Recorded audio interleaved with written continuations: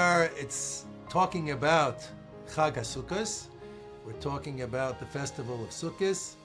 And there is a fascinating Gemara that I'd like to share with you. And it opens up the whole issue of Sukkos and what really it's all about. So Gemara is in Avodah Zarah, the beginning of Masechta Avodah Zarah. There's a fascinating Gemara there that discusses the end of days. The end of days, God is going to reveal himself to the world, and he's going to offer people the opportunity to come to the world to come. And it's going to be quite an interesting spectacle, everyone wanting to come to the world to come. And the nations of the world, the Gemara says the nations of the world all line up. They want to enter the world to come. First the Romans come, and they claim all of their major achievements that they achieved in this world. And God says, sorry, it's not good enough. It's not what I'm looking for. Did you learn Torah? Did you do good deeds in the world? What did you do? And then after that, the Persians come. And they want to make their case for going into the world to come. Also, they're rejected. And all the nations line up one after another, and God says, no. Which is very interesting. I mean, does that mean that the non-Jews will not have any section in the world to come? That's not true. The same Gemara here says that a non-Jew who perfects his 7 commandments could achieve the level of a Kohen Gadol. He could achieve the level of a high priest. So the only religion in the world, Judaism, that acknowledges that a non-adherent, a person who adheres to another religion, can go to Olam Haba. He can be in a very, very good place in Olam Haba, like a Kohen Gadol. However, as a whole, the nations of the world are not going to make it. As a whole, they've let God down. He gave them only 7 commandments to keep. And the Gemara says over here, they did not perform. They did not live up to what God expected. They did not keep the 7 commandments. But then the non-Jews turn around and say, what about the Jews? They didn't keep the commandments. They didn't keep the 613 commandments. How could they get Olam Haba? And God answers them an amazing piece of Gemara. If you want to look over there in Daf Gimel Amud Aleph, God answers them. They did keep the mitzvahs. Even though they've had their ups and downs, and we're going through a tough period now where a lot of Jews are not performing mitzvahs, overall they have kept the mitzvahs. Overall they've made the grade. And not only that, you're going to testify. All of your great leaders in the non-Jewish world are going to testify that they kept the mitzvahs even under duress. An amazing Gemara. So basically, the non-Jews really don't have what to say, except for the righteous ones who will go to Olam Haba. But as a whole, they don't cut it because they didn't keep the 7 commandments. Just as an informational piece of information for everyone to know, the 7 commandments were lost more recently. They're in the charter of the UN. The non-Jews knew about the 7 commandments. They've just kind of let them go. And so God says, okay, Rabbi Sai, one last chance. One last chance. I'll give you one last chance to make it. And he offers them a mitzvah kala, an easy mitzvah. He offers them one last chance to make it to Olam Haba. And what is this mitzvah kala? The mitzvah of Sukkah. And as the Gemara goes, all the non-Jews go up and they start building Sukkot because they want to get Olam Haba. And they're pounding away with nails and with wood, and they're building their Sukkot. And they go in their Sukkot all happy. We're going to go to Olam Haba. And Hashem takes out the sun, beats it down on them. The sun is beating on them. And they leave the Sukkah. And not only that, they kick the door on the way out. And on that day, God laughs. Because they listen, the way you live your life, that's how it's going to be in Olam Haba. Okay, that's the Gemara. Difficult Gemara on many fronts. But I like to focus on one thing because we're talking about Sukkot. We're talking about Sukkos. I like to focus on one dimension here, one angle over here. Why was this the mitzvah that God chose? Of all the mitzvahs, why did he choose Sukkah to show the difference between why the Jews should go to Olam Haba as a whole, as a nation? I mean, there are some who will not go to Olam Haba, some Jews. But as a whole, call Yisrael, Yisrael Chelik L'Olam Haba, every Jew has a portion there and he can make it there. And by the non-Jews, we see the majority are not going to get there. There will be righteous non-Jews who will go, but as a whole, they won't. And this mitzvah is somehow illustrating the vast difference between the Jews and the non-Jews. Secondly, what is the significance of kicking the door? What does that mean? Why does that show that they're not meant to go there? And thirdly, the Gemara asks the question, Hamitztar pater min sukkah. If a person's in pain, he doesn't have to be in a sukkah. So the sun is beating on you, you're allowed to leave. Why was that held against them? Oh, so we have a lot of questions. And now let's try to pick it apart. Let's see if we can understand a little bit what's going on here. The Sifsei Chaim, who was the great Rav Chaim Friedlander of blessed memory, he was Mashkiach and Panovich. He has a fascinating explanation here to open up this whole issue. And he says as follows. He says that the non-Jewish approach to serving God is that you pull away from this world. You deny yourself this world, but in the long term, it's to give you more of this world. Fasting or denying yourself pleasures or even, causing pain to yourself. Why? So you can have success. You can get married, you can make money, you can have success in this world. And that's even reflected in halacha. A non-Jew could only bring a korban, a sacrifice, a korban oila in the Beis HaMikdash, which had to be burnt up to God. Only a Jew could bring a sacrifice and eat it. Right? Korban shlamim, korban toida was eaten by a Jew. The non-Jew could only bring a korban oila because he would pull himself back from this world.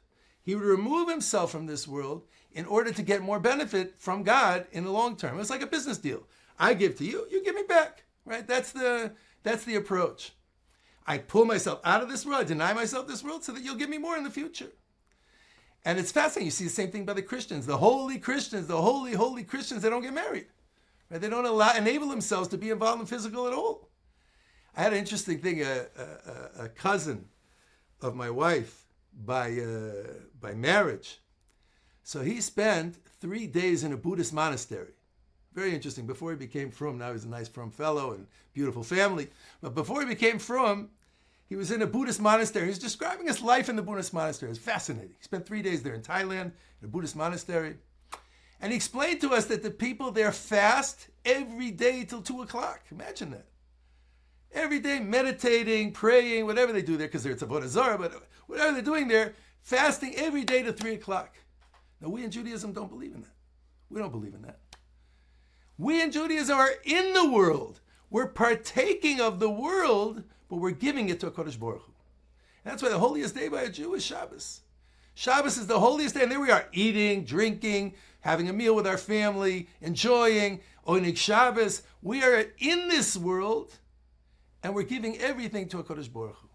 Exactly the opposite of the non-Jewish approach. By the non-Jewish approach, you leave this world, you deny yourself this world, and in order to have more of this world, in order to get more pleasure, more enjoyment, more money, more success. By the Jew, you're in this world, you're living in this world, and you're giving everything back to HaKadosh Baruch Hu. That's why Shabbos is the holiest day. Shabbos is even holier than all, except for Yom Kippur. Shabbos and Yom Kippur, the 2 holiest days of the year, and we're in this world. Yom Tif, we're in this world, right? And Simcha L'Babasa B'Yayin, we have meat, we have wine. We're in the world, but we're giving everything to HaKadosh Baruch Hu. That is why, says the Sifsei Chaim, HaKadosh Baruch Hu chose the mitzvah of Sukkah. The mitzvah of Sukkah, we're in our Sukkahs, we're living Ke'in Taduru, we're living in the Sukkah, we're having Basar Yayin, we're enjoying it, we're with our families, Simchas Be'Shweva, we're very immersed in this world. We're giving everything to HaKadosh Baruch Hu. And that's really what the mitzvah of Sukkah is. It's a challenging mitzvah because you're involved in this world, you're eating meat, you're eating nice food, you're singing, you're dancing, you're enjoying yourself, you're in this world, but the whole time you're serving HaKadosh Baruch Hu. You're giving it to Hashem. The exact opposite of the non-Jewish approach. And with this, we can understand why they kicked the door. It's a business deal. I want to do my thing, and now you give me back. I get denied the mitzvah. It's too hot out, I can't sit in there. Who needs this? He kicks the door, he's on his way out. How does a Jew react when he has to leave the sukkah? When the Gemara says that when it rains and you have to leave the sukkah, right? You leave the sukkah, b'kfifas roish, you leave the sukkah with your head down, humbled because you weren't able to serve God. Something's missing in me that I wasn't able to serve God. Even though I'm in the sukkah and I'm eating and I'm drinking and I'm partaking of this world, I'm serving God. And if He kicked me out, if He sent rain that I can't be there, or the sun, I'm patur, but there's something wrong in me that I'm not able to serve God. The Jew leaves the sukkah with his head down. The Gemara says it's like you bring a cup of wine to the master and you want to serve him the wine and he throws it back in your face. The Jew looks at it as, God didn't want my service here. The non-Jew looks at it, oh, I can't get the benefit. Out I go, kick the door, right? This mitzvah of sukkah illustrated fundamentally the difference in avodas Hashem, how the Jew views avodas Hashem and how the non-Jew views avodas Hashem. And based on that, what he was showing them why the Jews as a whole are b'nei olam haba, why they will merit eternity, and why the non-Jews, yes, special non-Jews, very, very holy non-Jews, they're going to make it. But as a whole, they won't make it because their whole approach is tit for tat business. So maybe with this we can understand this Gemara and why this mitzvah and a little bit about the mitzvah sukkah. I think what we have to look at in mitzvah sukkah is an opportunity to serve God with every bit of our being. Our eating, our drinking, our singing, our davening, our arbas haminim. We're completely immersed in avodas Hashem for a whole 7 days. You even use your body, go into the sukkah. You're immersing yourself, like going into a mikveh. You're immersing yourself in the mitzvah. It's an amazing opportunity, and that's why the Meforshim say in Sifrei Chasidus, other places, that the mitzvah of sukkah is called a kis. It's called a pocket. Why is it a pocket? What? Sukkah is a pocket. Because it comes after Rosh Hashanah Yom Kippur. And Rosh Hashanah Yom Kippur, we have a tremendous elevation. We're davening all day. We're hearing the shofar. We're doing tshuva. We haven't done anything yet. We haven't made a move. We haven't done a practical move to show we've absorbed what Rosh Hashanah Yom Kippur is. You see how a person lives on Sukkos. That's the keys that holds the Rosh Hashanah Yom Kippur. That shows whether the Rosh Hashanah Yom Kippur was real.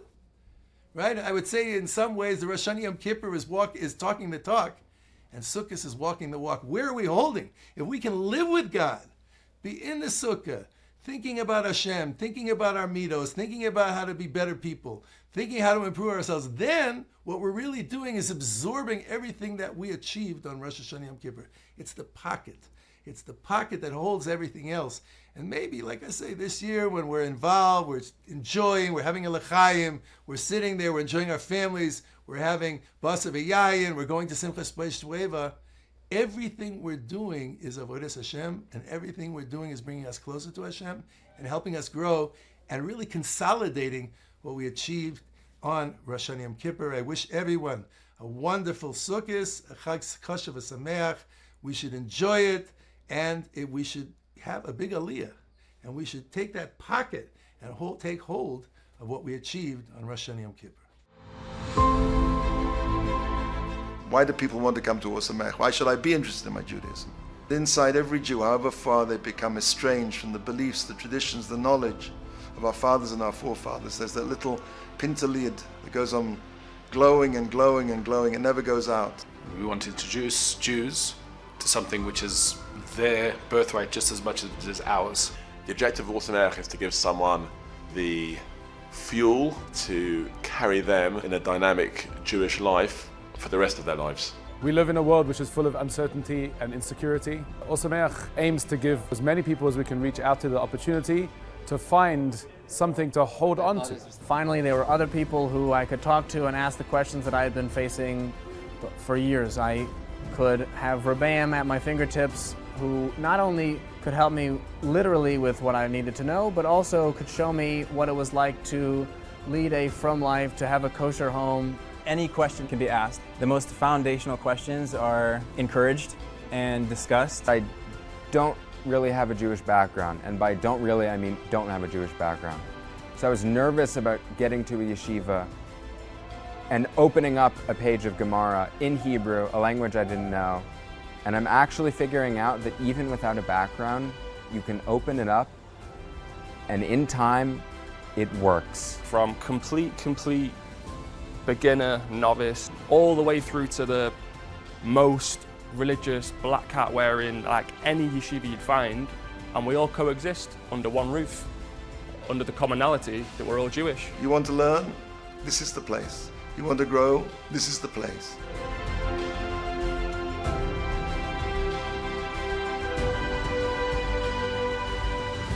So an interesting halachic question came up to Rav Yitzchak Zilberstein. There was a Judaica shop, and a woman walked into this Judaica shop, from woman with a tichel on her head, the head covering, and she had a little baby in a carriage, and she comes walking into this Judaica shop, and she says to the guy, listen, I would like to buy a golden menorah. Please show me your most expensive golden menorah.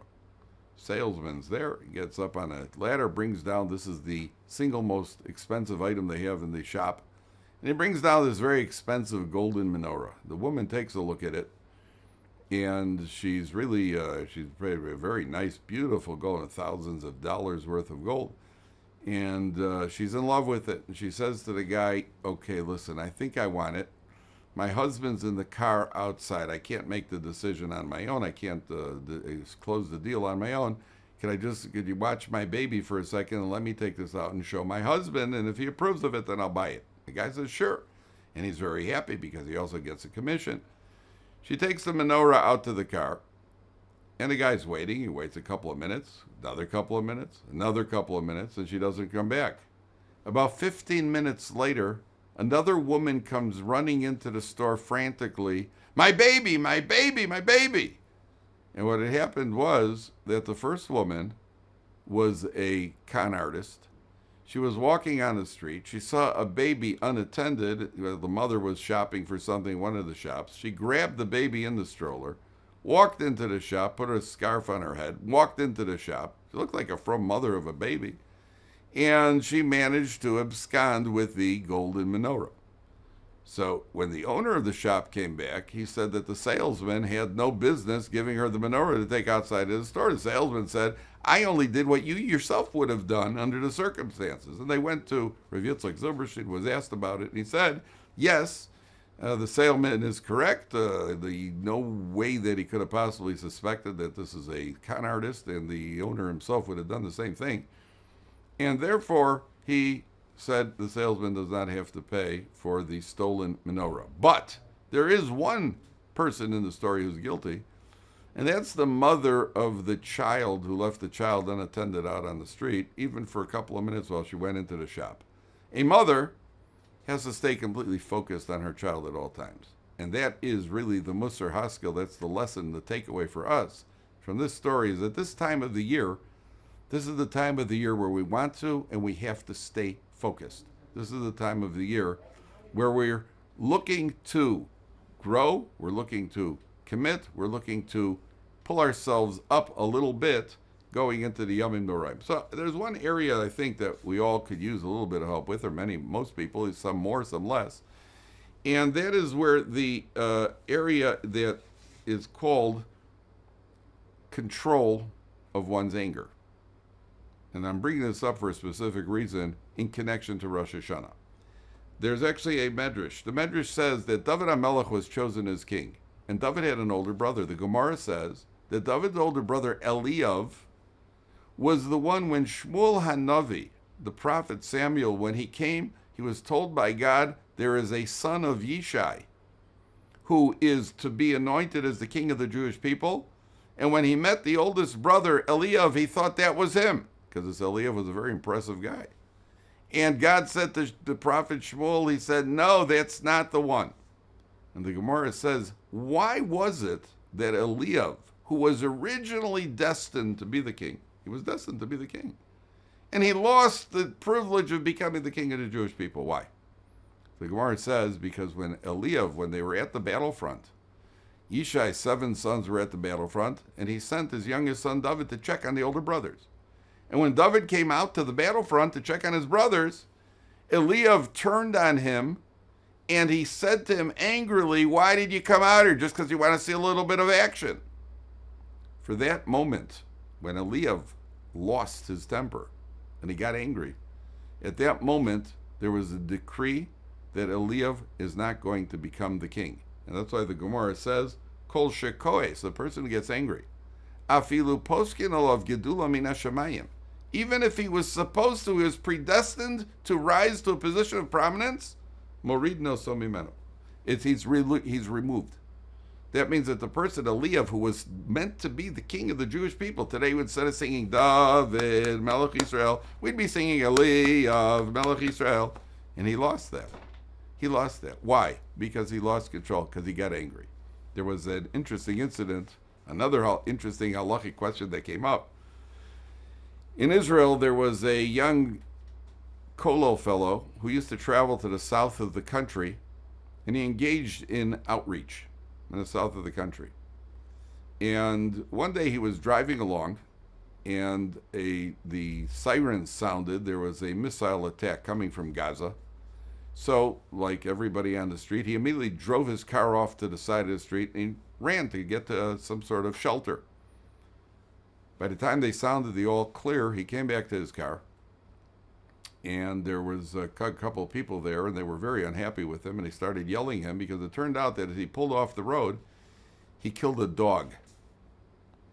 And they started hollering at him, why didn't you watch where you're going? You killed our dog. And they're all distraught about their dog. Dog's name was Igor.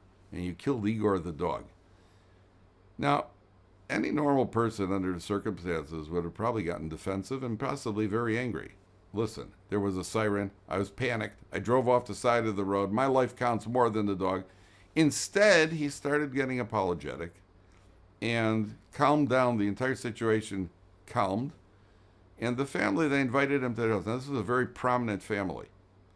And they had basically a mansion. And he comes into this mansion, and then he came back the next week, and he came back the week later, and they developed a friendship, and eventually the entire family became Torah observant because of this young man. All as a result of him not getting angry. And then the family said to him, listen, we're so impressed with the outreach efforts that you're putting in here in the south of the country. We have this massive living room. We would like to make this living room into a study hall, and we would like to dedicate it to your outreach organization. We only have one request. We want to name the study hall after the dog, in memory of our dog, and make a shul out of it, and we want to call it Beis Igor. And then they came to Rav Yitzchak Zilberstein to ask him if they can name a shul after a dog. That was the question that was asked.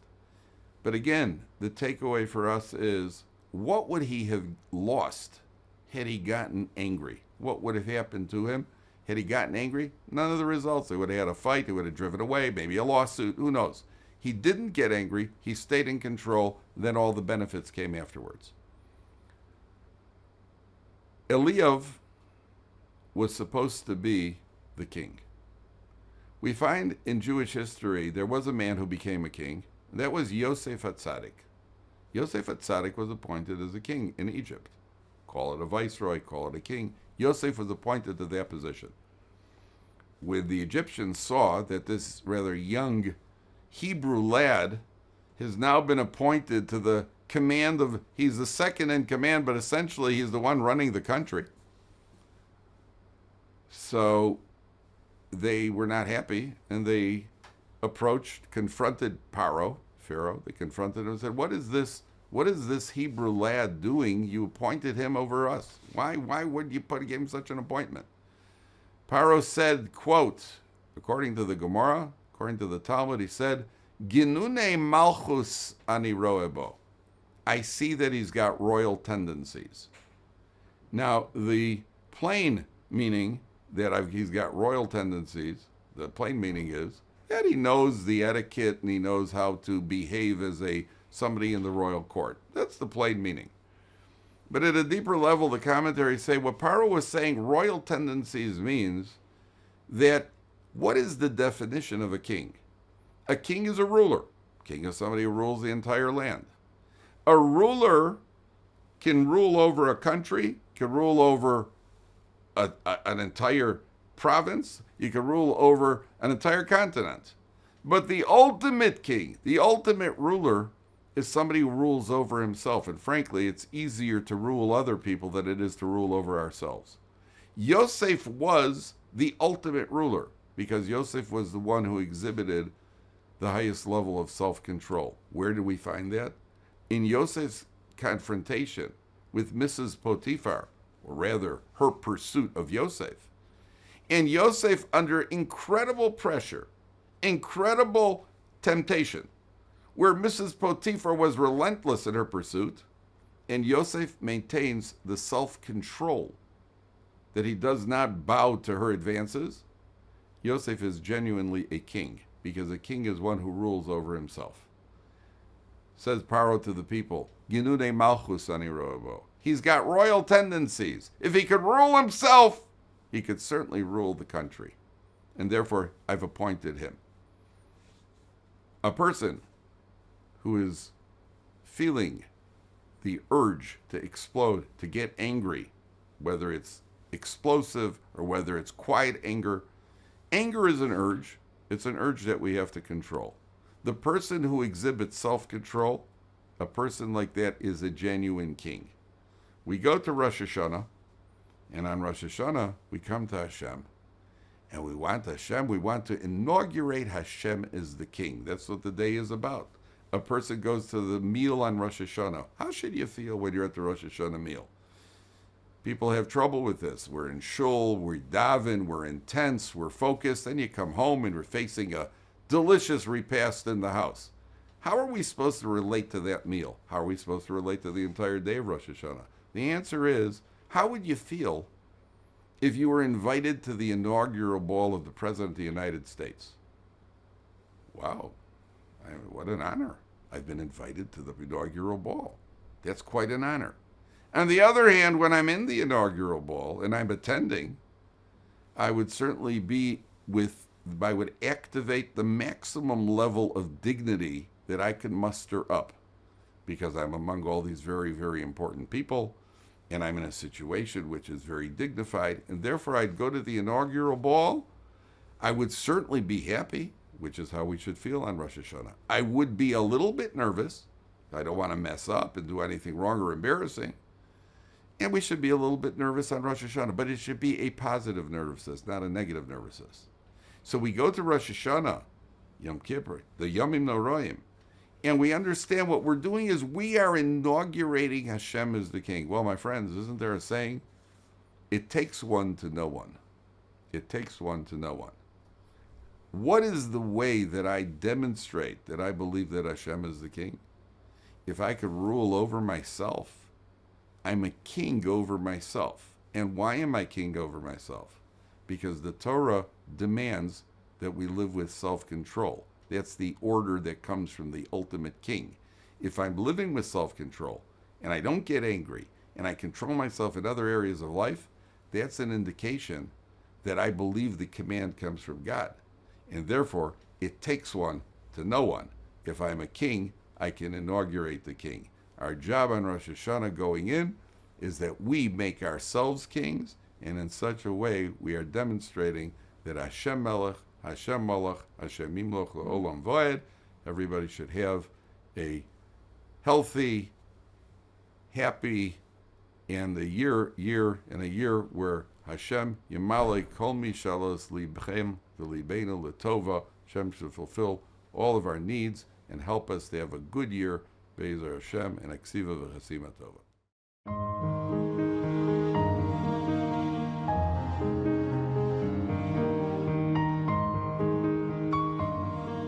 Guys come to here and they say one word, wow. And that's exactly what we wanted. And when you come into the hallway, you see this unbelievable, beautiful building and Batei Midrashim. The beauty of the building, I must say, it took my breath away. I sat there for the first half an hour and I was having difficulty concentrating. Everything here is unique and a piece of art.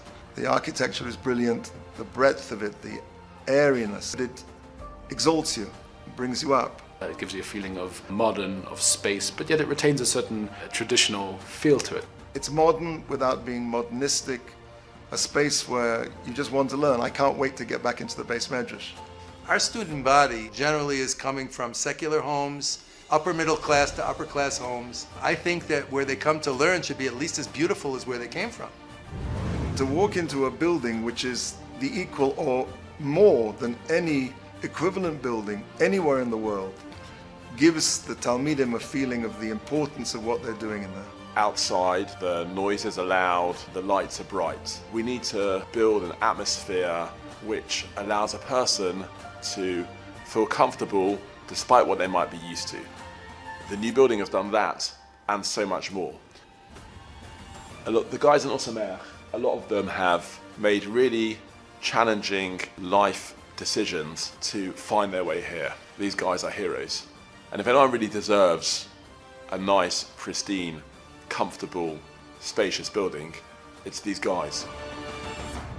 There's a tremendous dynamic in the yeshiva now, a tremendous feeling of hischadshus, of newness, of expansion, of possibility.